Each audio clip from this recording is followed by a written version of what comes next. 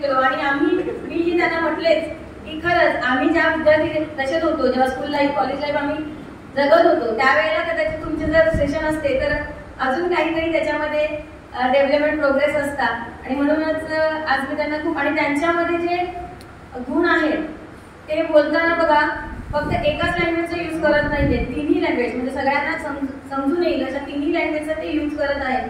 आणि त्यांनी सांगितल्याप्रमाणे मोशन ते कधी तिथून येताना मोशनलेस येतात.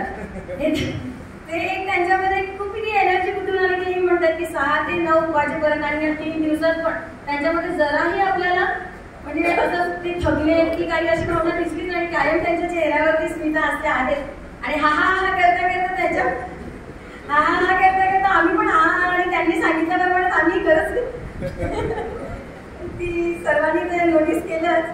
खरंच खूप छान असा उपक्रम गुरुकुल ट्युशनने आयोजित केला.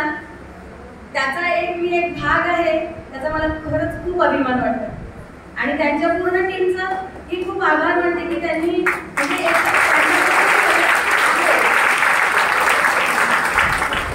तर तिथे गेल्यानंतर अमित मुरके सरांनी आपल्यासमोर एक गीत सादर केलं. तर त्यांच्या भारदस्त आवाज ऐकून असं वाटलं नव्हतं की ते एवढं छान गाणं गातील. खूप छान त्यांनी हे गाणं सादर केलं. तसंच रोहित पवार सर आहेत, तेही स्टुडंट्सना त्यांना ते व्हिडिओ पाठवतात, त्यांना सगळ्यांना ते फीडबॅक देतच असतात रात्रीचे कितीही वाजून. म्हणजे आपण गेल्यानंतर खूप थकलेले असतो पण ते आपण दिलेलं जो काम आहे ते जे काम आहे मुलांनी होमवर्क केलं तो तपासण्याचं कामही ते रात्रभर करत असतात.